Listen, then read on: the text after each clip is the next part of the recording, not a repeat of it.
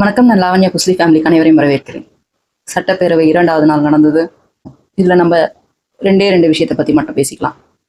2 பெண்மணிகள் சட்டப்பேரவையில் பேசின விஷயங்கள், அதுக்கப்புறம் லைவ் கட் ஆயிருக்கு. இதுக்கு பல விதமான விமர்சனங்களும் வந்துட்டு இருக்கு. சரி, அதை கொஞ்சம் விரிவா பார்ப்போம். முதல் பெண்மணி, சட்டப்பேரவையில் சௌமியா அன்புமணி அவர்கள் காவிரி கர்நாடகால குடகுமலையில உருவாகி அங்கிருந்து நமக்கு எப்படி பாய்ந்து ஓடி வருது அப்படின்னு ரொம்ப அழகா சொல்லியிருந்தாங்க. அவங்க ஒரு ப்ரொஃபஸர்ன்றத ரொம்ப அழகா நிரூபிச்சிருக்காங்க. ஏன்னா அவங்க சொன்ன விதம் ரொம்ப தெளிவா இருந்தது. இதுக்கும் முன்னாடி பேசும்போது கூட முதலமைச்சருக்கு கோட் பண்ணி பேசும்போது ரொம்ப அழகா தெளிவா சொல்லியிருந்தாங்க. இந்த தடவையும் ரொம்ப அழகா சொன்னாங்க. கர்நாடகால இருந்து உருவாக்குற அந்த காவிரி அங்க உருவானாலும் அங்க ரொம்ப கொஞ்சமான இடங்கள் தான் பாயுது. அதுக்கப்புறம் பாதிக்கு மேல நம்ம தமிழ்நாட்டுலதான் காவிரி நதி பாஞ்சு ஓடிக்கிட்டு இருக்கு. அப்படி வச்சு பார்த்தா நமக்கு தான் அந்த காவிரி நதி மேல உரிமை அதிகம் அப்படின்னு அவங்க சொல்றாங்க. ஆனா கர்நாடகா சைடு என்ன சொல்லுவாங்க, உருவாகிறது எங்க ஊர்ல, அதனால எங்களுக்கு தான் அதிகமானது அப்படி இப்படின்னு பேசி கடைசியில இப்போதைக்கு 4 டேம் கட்டிட்டதா சொன்னாங்க. எனக்கு கூட அது புது விஷயமா தான் இருந்தது. 4 டேம் கட்டிட்டு இப்ப 5வது டேம்க்கு அடி போட்டுட்டு இருக்காங்க. இந்த 5வது டேம் கட்டப்பட்டா நமக்கு ஒரு சொட்டு தண்ணி கூட வர்றது கஷ்டம் அப்படின்றது. இவங்க கர்நாடகா சைடு இப்படி டேம் மேல டேம் கட்டிக்கிட்டே போறாங்க அப்படின்னா அவங்க நலன் சார்ந்து அப்படின்னு சொல்றாங்க. பட் கர்நாடகா ஒன்றும் ஒரு தனி நாடு கிடையாது, தனி தீவு கிடையாது. அங்க இருக்கிற மக்களுக்கு மட்டுமே பார்க்கறதுக்கு. இந்தியாக்குள்ள கர்நாடகான்றது ஒரு மாநிலம். அந்த மாநிலம் அதை சுற்றி இருக்கிற மற்ற மாநிலங்களுக்கும் பிரச்சனை இல்லாத வகையில தான் அதோடைய இயற்கை வளங்கள் அமைஞ்சிருக்கணும். இங்க ஒண்ணு ஷார்டேஜ் ஆகுதுன்னா நம்ம ஒருத்தவங்க கிட்ட இருந்து எடுக்கணும், நம்ம கிட்ட அதிகமா இருக்குன்னா நம்ம ஒருத்தவங்க கிட்ட கொடுக்கணும். இப்படித்தான் இந்தியாக்குள்ள மாநிலங்கள் ஷேர் பண்ணி வாழ்ந்துகிட்டு இருக்கணும். இப்படித்தான் பண்ண முடியும். ஆனா கர்நாடகா மட்டும் இந்த காவிரி நதி நீர் பிரச்சனையில ரொம்ப காலமா பிரச்சனைகளை தான் ஓட்டிக்கிட்டு இருக்காங்க. அங்க இருக்கிற மக்களையும் பிரெயின் வாஷ் பண்ணி கிட்டத்தட்ட இது புரிய வைக்காத அளவுக்கு வச்சுட்டு அரசியல் பண்ணிட்டு இருக்காங்க. அதே தான் நம்ம அரசியல்வாதிகளும் பண்ணிட்டு இருக்காங்க. இந்த நதிநீர் பிரச்சனை தீர்ந்துருச்சுன்னா இதை வச்சு அரசியல் பண்ண முடியாது. இதை வச்சு பல வருடங்கள் ஓட்டுறதுக்கு இங்க இருக்கிற பல அரசியல்வாதிகள் இதுக்கு பிளான் பண்ணி இதை முடிக்க விடாம பண்றாங்க. ஆனா கொஞ்சம் உட்கார்ந்து பேசினா தீர்க்கப்படாத விஷயம்னு ஒண்ணுமே கிடையாதுன்றதுதான் உண்மை. நம்ம தலைவர் முதலமைச்சரும் ஆகிய திரு விஜய் அவர்கள் வந்திருக்காரு. பார்ப்போம், கண்டிப்பா இதுக்கு அவர் ஒரு சொல்யூஷன் வச்சிருப்பாரு. அடுத்து சௌமியா அன்புமணி அவர்கள் சொன்ன இன்னொரு முக்கியமான பாயிண்ட் என்னன்னா, கிட்டத்தட்ட அதிகமா டிஎம்சி நமக்கு கொடுக்கணும், அவங்க கொஞ்சம் கம்மியா தான் எடுத்துக்கணும். ஆனா அவங்க ரொம்ப அதிகமா டிஎம்சி தண்ணி எடுத்துக்கிறாங்க, நமக்கு ரொம்ப குறைந்தபட்சம் தான் கொடுக்குறாங்க. ஆனா அதையும் இந்த சமயம் அவங்க ரிலீஸ் பண்ணவே இல்லை. காரணம் அவங்க பக்கமே தண்ணி இல்லைன்ற ஒரு காரணத்தை சொல்லி நிறுத்தி வச்சிருக்காங்க. நம்ம இதுல முக்கியமா பார்க்க வேண்டிய ஒரு விஷயம் என்ன அப்படின்னு பாத்தீங்கன்னா, எப்பவுமே ஜூன் 12ஆம் தேதி இவங்க கண்டிப்பா தண்ணி திறந்து விடணும். இதுதான் காவிரி நீர் மேலாண்மை குழு அமைச்சிருக்காங்க இல்லையா, சுப்ரீம் கோர்ட் மூலமா காவிரி நீர் மேலாண்மை குழுன்னு. அதுல அவங்க சொன்ன விஷயம். ஆனா இந்த 12 தேதி ஆகியும் அவங்க பண்ணல. காரணம் தண்ணி இல்லைன்னு சொல்றாங்க இல்லையா. இப்போ தண்ணி இல்லை, அதனால தண்ணி விடல. ஆனா இதை நல்லா பாருங்க, இதை நல்லா யோசிச்சு பாருங்க. எனக்கு இது அடிக்கடி வந்துட்டு இருக்கிற சந்தேகம் தான். அவங்க கிட்ட மழை தண்ணி இப்போ இல்லை, அவங்க கிட்ட தண்ணி ஸ்டாக் இல்லை, சரி நமக்கு தண்ணி கொடுக்கல. ஆனா மழை காலங்கள்ல பாத்தீங்க அப்படின்னா வெள்ளம் பெருக்கெடுத்து ஓடும். அந்த நேரத்துல என்ன பண்ணுவாங்க, உபரி அதிகமாவே நமக்கு திறந்து விட்டுருவாங்க. அப்போ நம்மளுடைய சாகுபடிகள் எல்லாமே அழிஞ்சு போயிடும். ஓவரா வரும். மேட்டூர் 92 அடி டிஎம்சி கொள்ளளவு கொண்டது. ஆனா அதையும் தாண்டி போகும்போது அதிகபட்சம் அதுக்கு மேல தாங்காதுன்றப்போ வேற வழி இல்லாம திறந்து விட்டுருவாங்க. அந்த மாதிரி நீங்க கீழே கெட்டு போங்க, எங்க ஊர் வெள்ளத்துல மூழ்கிடும், அதனால இப்ப தண்ணி திறந்து விட்டுரும். அப்போ கேட்கிற அளவுக்கு அதிகமாவே திறந்து விட்டுருவாங்க. அப்ப அளவெல்லாம் பார்க்க மாட்டாங்க.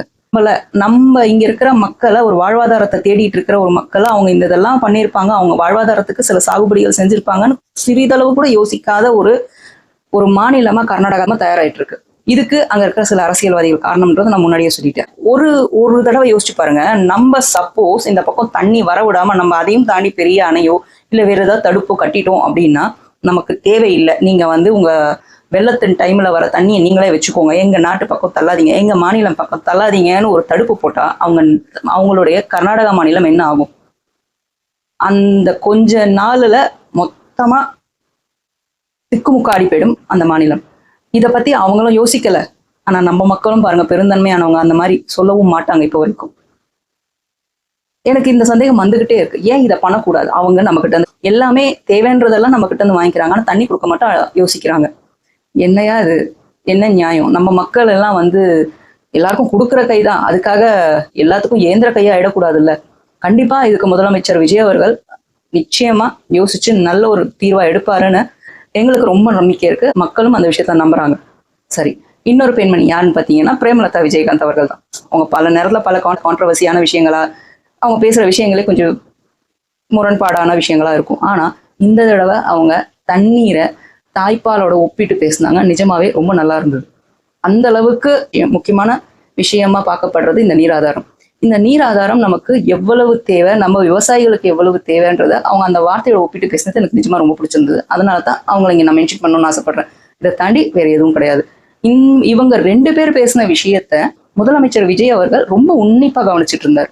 நிச்சயமா இதுக்கு வரும் ஒரு வாரத்திலேயோ ஒரு 10 நாள்லயோ இல்ல இந்த மாதத்துக்குள்ளேயோ கண்டிப்பாக இதுக்கு ஒரு நல்ல தீர்வு இல்ல இதுக்கு ஏதாவது ஒரு சொல்யூஷன் அவரே சஜஸ்ட் பண்ண கூட சான்சஸ் உண்டு. அதுக்கான வேலைகளை ஆரம்பிச்சுட்டு இருப்பாருன்னு தான் நினைக்கிறோம். அடுத்து, ஏன் லைவ் கட் பண்ணப்பட்டது? இத்தனை நாள் லைவ் வரும். நாங்க மற்ற கட்சிகள் மாதிரி கிடையாது. நாங்க லைவ் கண்டிப்பா கொடுப்போம். ஜனநாயக படுகொலையும் நாங்க செய்ய மாட்டோம். ஜனநாயகத்தின் பக்கம் தான் நிற்போம். நாங்க மக்களின் பக்கம் நிற்போம். நாங்க இந்த மாதிரி வேலைகள் செய்ய மாட்டோம், இருட்டடிப்பு செய்ய மாட்டோம். நாங்க கண்டிப்பா லைவ் போடுவோம் அப்படின்னு சொன்னவங்க நேத்து சொன்னாங்க, இன்னைக்கு கட் ஆயிடுச்சு அப்படின்னு பல பேர் கேள்வி கேட்டுட்டு இருக்காங்க. சமூக ஊடகங்களையும் பல பேர் இதை பத்தி பேசிட்டு இருக்காங்க. ஆனா கண்டிப்பா அவங்க பண்ணது நல்லதுன்னு தான் நான் நினைக்கிறேன். காரணம் என்னன்னா, இத்தனை நாள் லைவ் போட்டுட்டு தானே இருந்தாங்க. என்னைக்குமே லைவ் கட் பண்ணணும்னு நினைக்கவே இல்லையே. லைவ் கட் பண்ணணும்னு நினைச்சிருந்தா இதுக்கு முன்னாடி நாள் கூட தேவையான அளவுக்கு போட்டுட்டு லைவ் கட் பண்ணிட்டு போயிருக்கலாம். இத்தனை நாள் பண்ணாம இன்னைக்கு பண்ணதுக்கு காரணம் என்னவா இருக்கும்னு யோசிச்சு பாருங்க. இன்னைக்கு லைவ் போட்டிருந்தா அது யாருக்கு அட்வான்டேஜா முடிஞ்சிருக்கும்? கண்டிப்பா தமிழக வெற்றி கழகத்துக்கு, முதலமைச்சர் விஜய் அவர்களுக்கு அட்வான்டேஜா தான் முடிஞ்சிருக்கும். ஏன்னா இவங்க பண்ண வேலைகள் அந்த மாதிரி. திமுக சைட்ல இருந்து கேள்வி கேட்ட விதமும் அவங்க எகிரிட்டு வந்த விதமும் இது எல்லாமே லைவ்ல காட்டப்பட்டிருந்தா இன்னமும் திமுகவோட அந்த அவங்க ஒன்று வடிவமைச்சு வச்சிருக்காங்கல்ல, அவங்களுக்குன்னு ஒரு கட்டமைப்பு வச்சிருக்காங்கல்ல, மொத்தமா இடிஞ்சு போயிருக்கும். ஆனா இந்த நேரத்துல அதை கட் பண்ணதுக்கு காரணம் மக்கள் இந்த மாதிரியான விஷயங்கள் சட்டசபையில நடக்குது அப்படின்னு பார்த்து காரி துப்ப வேணாம் அப்படின்ற காரணத்துக்காக மட்டும்தான். இதனால தமிழக வெற்றி கழகத்துக்கு ஒரு சிறு துளி கூட பின்னடைவு கிடையாது. ஆனா இது மொத்தமும் பின்னடைவு யாருக்கு இருந்திருக்கும்? லைவ் போட்டிருந்தா திமுக அவர்களுக்கு தான். அது அவங்களுக்கு தெரியல. ஆனா வெளியே இன்னும் வீராப்பா சிவசங்கர் எல்லாம் பேசுறாரு, அட்லி சட்னி அது இதுன்னுட்டு. ஏன் லைவ் கட் பண்ணாங்க? போட வேண்டியது தானே அப்படி இப்படின்னு போட்டாரு அப்படின்னு கேள்விகளா அடுக்கிட்டு இருந்தார் நிருபர்கள் முன்னாடி. அதாவது தமிழக வெற்றி கழகத்தை இவர் அசிங்கப்படுத்துறாராமா. உடனே நிருபர்கள் ஒருத்தர் கேட்டார், ரொம்ப அழகா கேட்டார். நிஜமாவே ஒரு பெரிய கைத்தட்டல்கள். உங்க காலத்துல நீங்களும் இதே வேலையை தானே செஞ்சீங்க, அப்போ உங்களுக்கு இந்த மாதிரி தோணவே இல்லையா? ஏன் அப்போ உங்களுக்கு லைவ் போடணும்னு தோணல அப்படின்னு ஒரு கேள்வியை கேட்டதுக்கு சட்டுன்னு எங்கேருந்து வச்சிருந்தா தெரியல, ஆனா ஸ்பான்டனியஸா ஆன்சர் கொடுத்துட்டாருங்க. யோசிக்கவே இல்லை. ஆமா, அதுக்குதானே மக்கள் எங்களை விட்டுட்டு இவங்களை தேர்ந்தெடுத்தாங்க, அப்ப இவங்க லைவ் போட்டுதானே ஆகணும். இதெல்லாம் ஒரு ரீசன். எப்படி மூடி மறைக்கணுமோ அப்படி மூடி மறைக்கிறாங்க. அவங்களுடைய தப்பை வெளியே காட்டாம பூசி மொழி பேசிட்டு போறாங்க. பாத்தீங்களா? நம்ம இதுக்கு முன்னாடி ஷார்ட்ஸ்ல கூட போட்டிருப்பேன் நான். சிஎம் சார் பேசுங்க சார், கதறல்கள் கேட்குதா சார், இப்படியெல்லாம் போட்டுக்கிட்டு போர்டை பிடிச்சிட்டு நின்றுட்டு இருக்காங்க. ஆனா உள்ள வந்தாங்க, சைலண்டா உட்காந்தாங்க, போயிட்டாங்க, குறைய கேட்டாங்க, போயிட்டாங்க. என்ன அந்த தேசிய கீதம் ஒண்ணுக்கு மட்டும்தான் கையாமையான்னு இருந்தாங்க. என்னங்க, தமிழ்த்தாய் வாழ்த்து பாடியாச்சு, அதுதான் நமக்கு முக்கியமான ஒரு இது. முதல் முன்னுரிமை நம் தமிழ்த்தாய் வாழ்த்துக்கு கொடுக்கணுன்றது கொடுத்துட்டாங்க. அடுத்து தேசிய கீதம் ஆரம்பிக்கும் போதும் முடிக்கும் போதும் பாடினாங்க. இதுல என்னங்க தப்பு இருக்கு? ஜனகணமான உங்க ஸ்கூல் டேஸ்ல நீங்க கேட்டது இல்லையா? அந்த தேசிய கீதம் நீங்க கேட்டது இல்லையா? என்னமோ வேற்று கிரகத்துல இருந்து ஒரு பாட்டை எடுத்துட்டு நீங்க போட்டு விட்ட மாதிரி இல்ல ஃபீல் பண்றீங்க. அது நம்ம ஊர் பாட்டு இல்லையா? நம்ம நாடு தானே இந்தியாக்குள்ளதானே நம்ம இருக்கோம். எனக்கு அந்த பாயிண்ட புரிய மாட்டேங்குது. இது ஒரு பிரச்சனையா அப்படின்ற மாதிரி இருக்கு. இவங்களுக்குள்ளெல்லாம் வெறும் அரசியல், அதுவும் சீப்பான அரசியல். இந்த மாதிரி ஏதாவது ஒரு சீப்பான ஒரு பாயிண்ட்ஸை பிடிச்சிட்டு அரசியல் பேசணும். தெளிவா மக்கள் இப்ப எல்லாம் மக்கள் நேரடியா உட்காந்து சட்டசபையில என்ன நடக்குது அப்படின்னு லைவ் பார்க்க ஆரம்பிச்ச காலம். இன்னமும் நீங்க தேசிய கீதத்தை வச்சுக்கிட்டு அரசியல் பண்றோம் அப்படின்னு சொன்னீங்கன்னா ரொம்ப நல்லா இருக்காது. அது நல்லாவே இருக்காது, பார்க்க ரொம்ப கேவலமா இருக்கும். அதனால முடிஞ்சா இன்னும் செவ்வாய்க்கிழமை வரைக்கும் சட்டசபை இருக்கு, பார்த்து கேள்விகளை கேளுங்க. லைவ் நாளைக்கு போட்டுட்டாங்க அப்படின்னா தமிழக வெற்றி கழகத்துக்கு ஒரு பாதிப்பும் கிடையாது. பார்த்து பக்குவமா பதமா கேள்வி கேட்டு நல்ல பிள்ளையா போய் நல்ல பிள்ளையா வாங்க, அவ்வளவுதான் சொல்வேன் திமுகவில் இருக்கும் நண்பர்களுக்கு. மேலும் பேசுவோம். நன்றி, வணக்கம்.